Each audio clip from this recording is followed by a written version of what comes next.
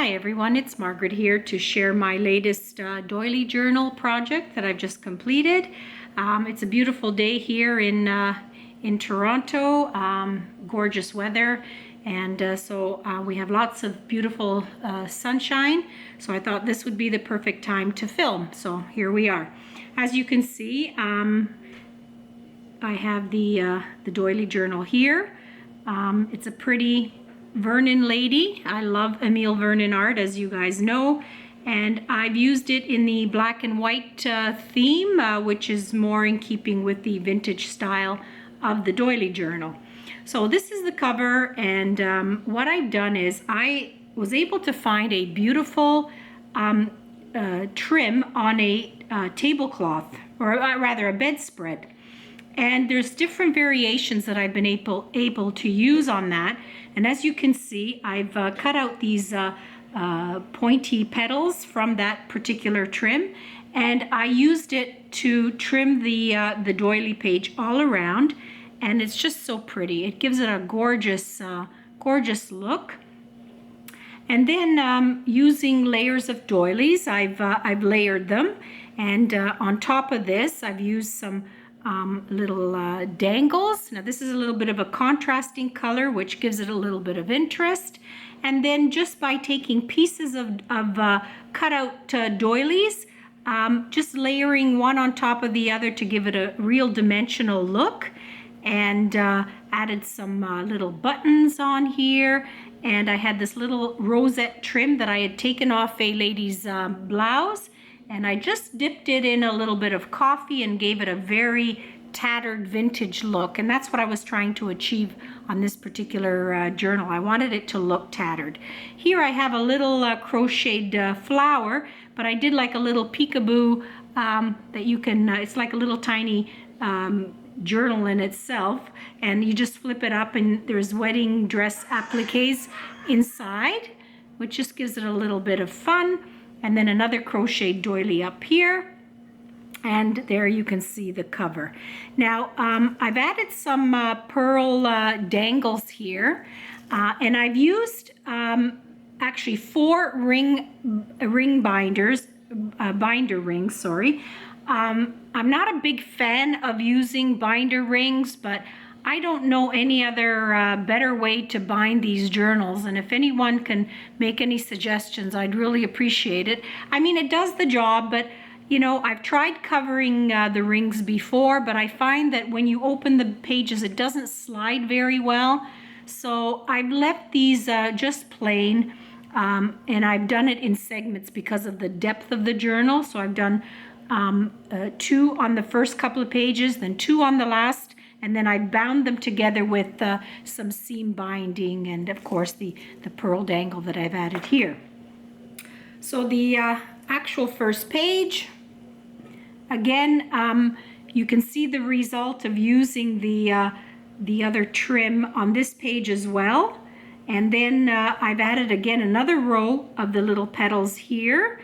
I've used another trim that I've kind of rough cut into a semi kind of bow with a little bit of bling, a little bit of dangle here, and some wedding dress applique, another flower with some pearls from an old bedspread, and a crocheted flower, some pearl trim. I repeated a little snip of that over here just to keep it balanced.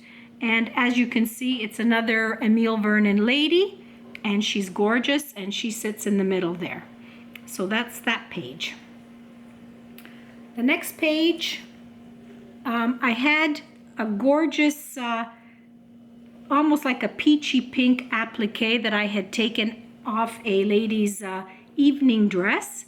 And it, as you can see, it's covered in pearls and sequins, and the ribbon scroll here is just a slight pinky color, which is really pretty. And then again, another Emile Vernon lady in the black and white, and she is covered with some pearls, and this gorgeous like a pleated pressed pleated trim that I got off a garment. I used that for some dimension, and I really like that. It sticks out of the page and gives it some depth. I made some rosettes in a silky material in a pretty pink color. And here is the like a cord trim in a peach and pink, and little dangle on the bottom here with the pearls. And I just love this page too. And that's that page. The next page is the doily page. Again, I've just layered a few doilies on top of each other. I added this little snippet corner on the bottom, and then added some pretty dangles of using some scraps of doilies and colored lace. And I made a flower out of some vintage eyelet material, which is really pretty, and a beautiful pearl brooch in the center. Again, another variation of that tablecloth trim that I had. This again is another trim that I stuck in the back here. And as you can see, there's just some other layers of beautiful laces and doilies. And that's that page.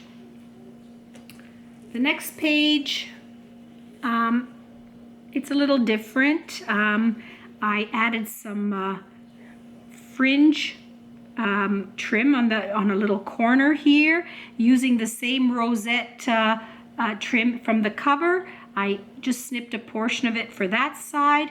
I have a little piece of very old lace that Bonnie had sent me, so I created like a little ruffle trim for the side here and inserted that. And this came off a beautiful vintage doily. It had this cluster of grapes, and I thought, wow, that's great for texture. So I snipped out a little piece of it, added it to the corner, and it just adds a bit of interest and dimension to the page.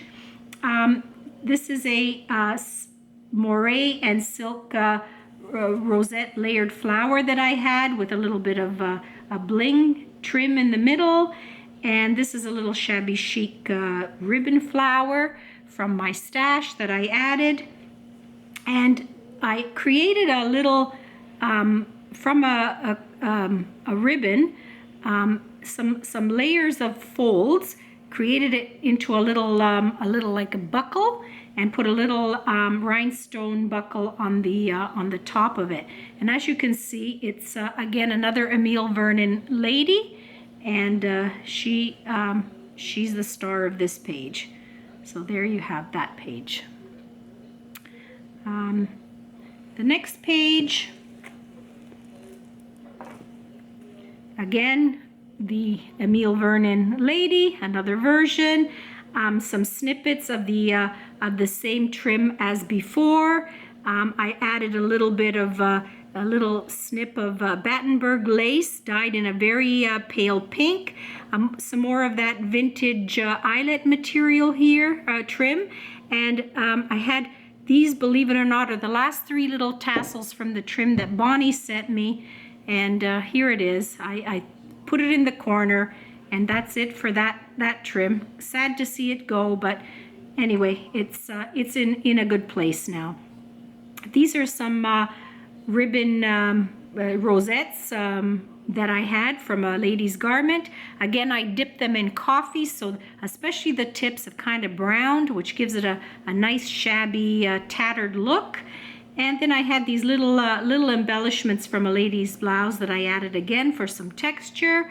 I made a little flower from some netting curtain material, which is a little interesting. A little pearl center embellishment there.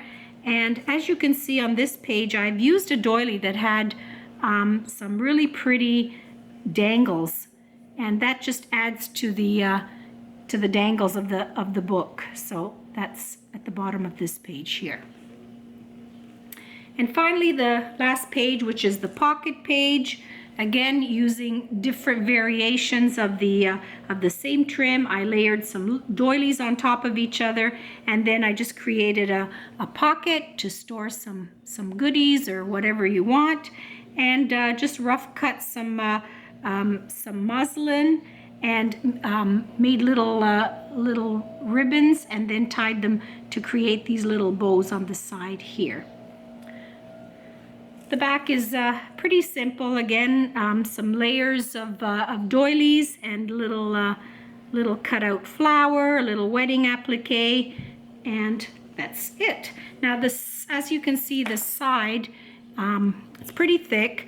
I used the stained seam binding, just layers and layers of it. And as you can see, the rings are done in 2 parts. I've also added a little bit of pearl embellishment here. Maybe, I don't know if you can see that, but just add a little few pieces here and there to add a little bit of interest. So this is my nostalgia. Forgot to tell you the name of the book. It is a nostalgia theme, and so that there she is. I hope you guys like it, and I hope to see you again soon with my next project. Actually, stay tuned. I do have a wall hanging that I completed, so I'll do that in another step. So thanks for watching, and see you again soon. Bye for now.